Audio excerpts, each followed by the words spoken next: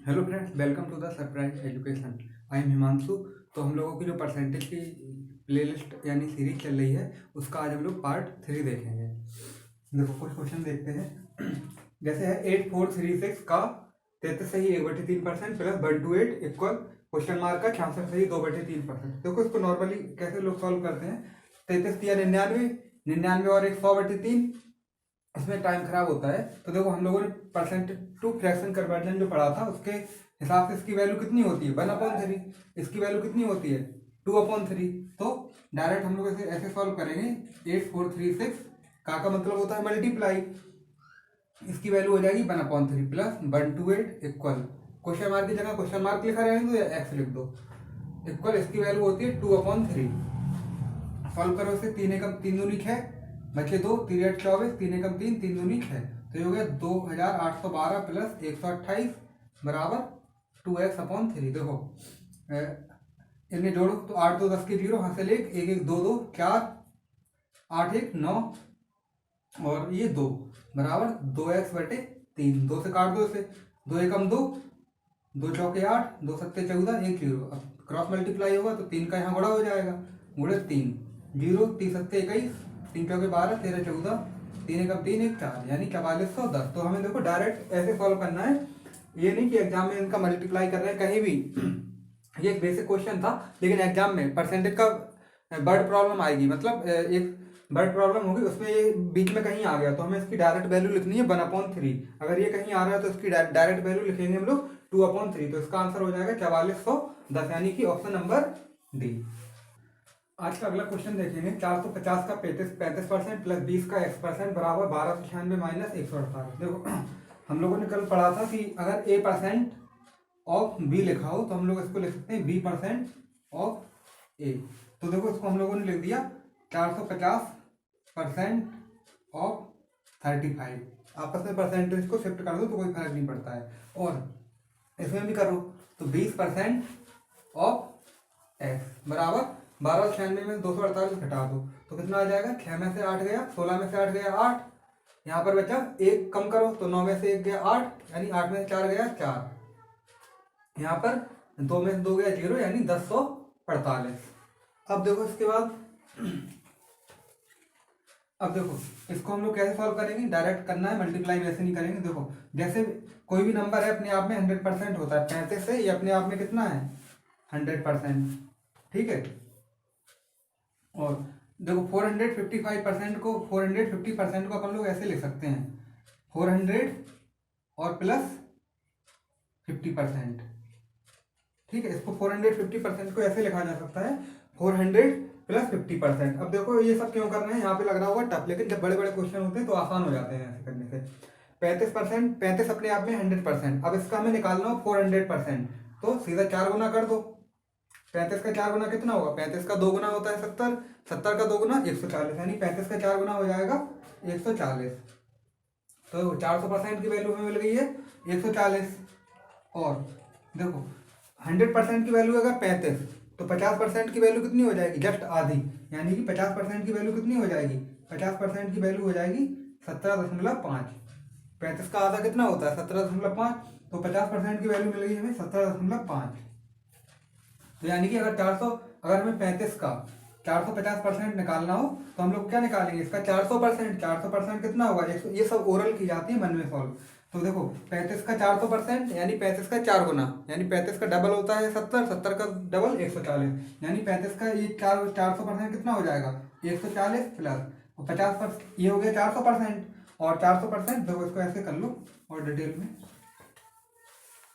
देखो ये 450% था तो इसको लिख दिया हमने 400% प्लस 50%। अब देखो 35 का 400% यानी कि 4 हो रहा है यानी कितना हो गया 140। और 50% यानी कि आधा, यानी 35 का आधा कितना होगा 17.5। तो ये हो गया। अब 20% का मतलब क्या होता है, 20% का मतलब होता है या तो कर दो 0.2 या फिर कर दो इसका 1/5 यानी 1/5 x बराबर 1048। इसको आपस में सॉल्व करो तो हो जाएगा 0.5 होगा। और यहाँ पर 17 यानी कि 57 यानी 157। ये हो गया 157.5 प्लस x/5 बराबर 1048। तो x/5 बराबर हो जाएगा 1048 में से घटा दो 157.5, इसे घटा लो 1048 और 157.5, तो ये हो जाएगा 5 में 10 में से 5 जाएगा 5, 7 में 7 गया 0, यहाँ पर बचा कितना, यहाँ पर बचा 14 में से 5 गया 9, यहाँ पर 9 में से 1 गया 8, 890.5, 890.5, तो x/5, तो x बराबर कितना आ जाएगा, 5 का हो जाएगा यहाँ पर गुणा, तो ये हो जाएगा 5 × 25, ठीक है, 5 × 9 45, 5 × 8 40 और 4 44, यानी कितना आ गया, इसका आंसर आ गया 4452.5, यानी कि ऑप्शन नंबर बी। आज का अगला क्वेश्चन है, यदि ए की आय बी से 50% अधिक है, ए की आय बी से 50% अधिक है, तो हमें बताना है बी की आय ए से कितने % कम है। देखो इस टाइप के क्वेश्चन देखने में तो सीधे सीधे लगते हैं कि ए की आय बी से 50% अधिक है तो बी की आय ए से 50% ही कम होगी, ऐसा देखने में लगता है, लेकिन ये ऐसा होता नहीं है।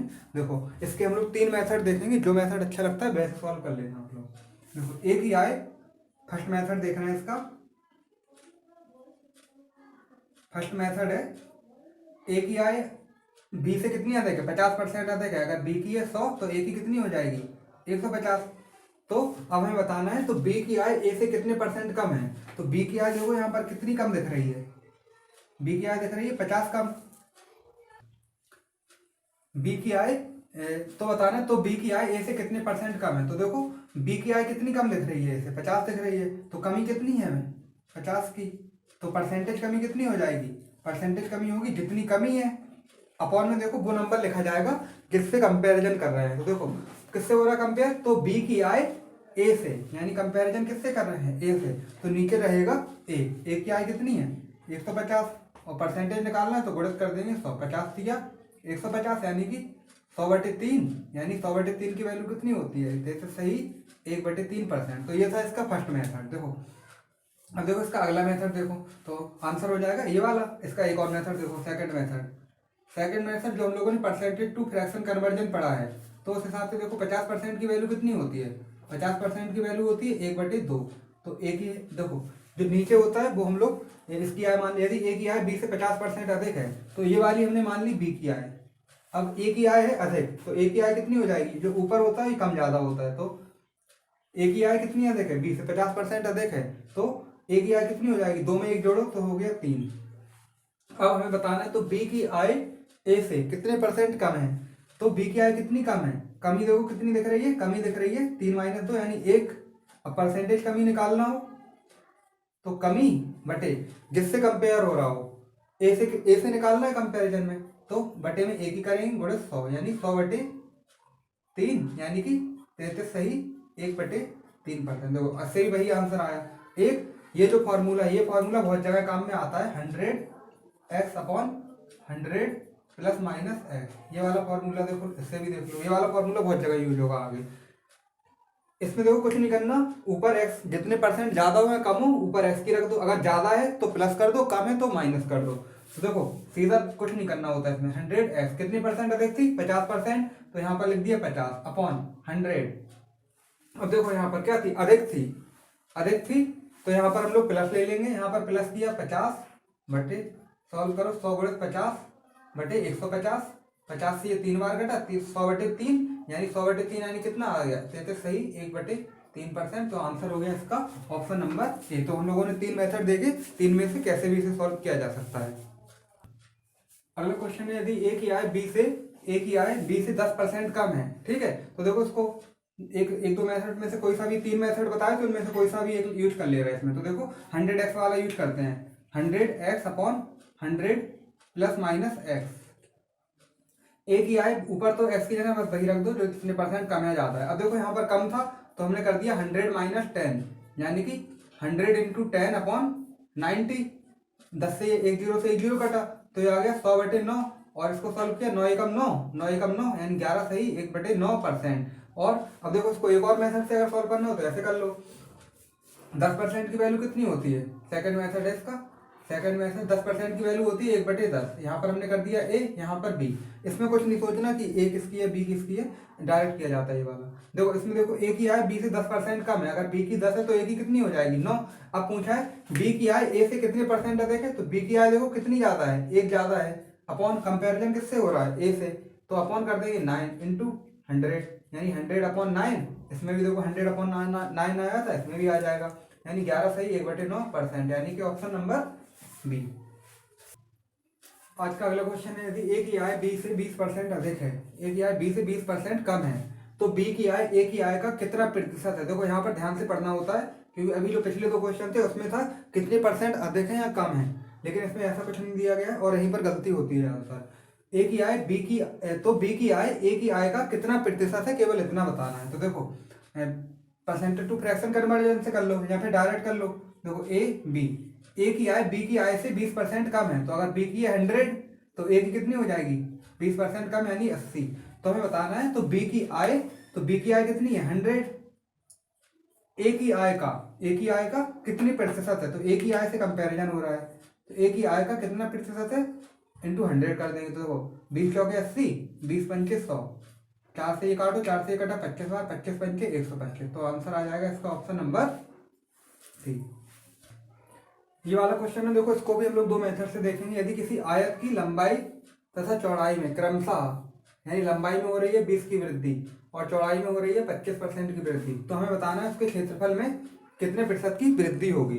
तो देखो पहले लगाते हैं हम लोग परसेंटेज टू फ्रैक्शन कन्वर्जन। देखो हमें पता है 20% की वैल्यू कितनी होती है, 20% की वैल्यू होती है 1/5, 25% की वैल्यू कितनी होती है 1/4, ठीक है। तो अब देखो लंबाई ये हो गई, चौड़ाई यानी ब्रेड।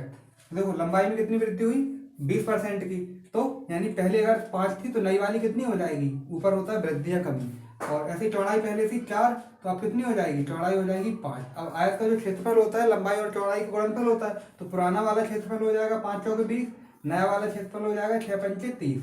अब देखो पुराना क्षेत्रफल था 20, नया हुआ 30, कितनी वृद्धि हुई 10 की वृद्धि हुई, और कितने पे हुई, पुराना वाला रखें कंपेरिजन में इंटू 100। तो देखो 10 दूनी 20 और 2 से 1 काटा 50 बार काटा, तो ये आ गया 50%। ये था फर्स्ट मेथड इसका, यानी कि 50%। अब देखो इसका एक तो आंसर हो जाएगा ऑप्शन बी। अब इसका देखते हैं हम लोग सेकंड मेथड। सेकंड मेथड में देखो क्या करना है, सेकंड मेथड में होता है net percentage change. Net percentage change का फॉर्मूला होता है ये, net percentage change. Net percentage change होता है x plus Y plus X Y upon 100।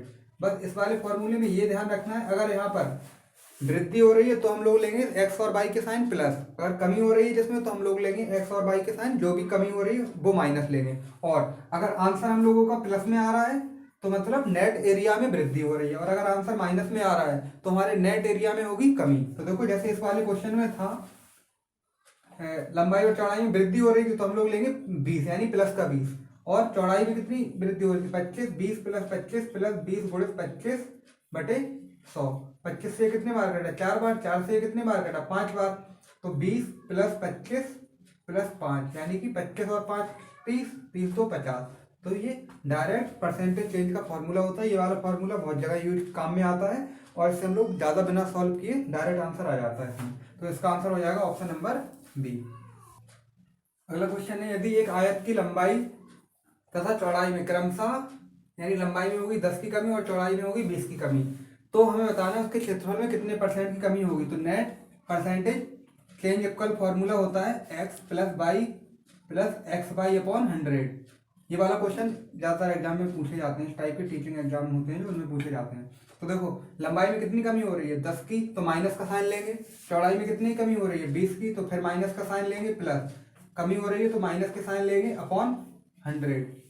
तो देखो -10 और -20 ये हो जाएगा माइनस का, ऐसे लिख दो एक स्टेप, और ये देखो माइनस माइनस होगा प्लस, ये हो जाएगा 2 जीरो से 2 जीरो काट दो, तो ये हो गया प्लस का 2, तो ये हो गया माइनस का 32 यानी माइनस का 30 प्लस 2, और ये हो गया माइनस का 28। अब देखो यहाँ पर आ रहा है माइनस का 28, तो इसका मतलब है एरिया में हो रही है कमी। और वैसे भी सीधे सीधे समझ में आ रहा है, इसमें लंबाई में कमी हुई चौड़ाई में कमी हुई तो एरिया बढ़ तो जाएगा नहीं, एरिया में तो कमी हो गई अपने आप।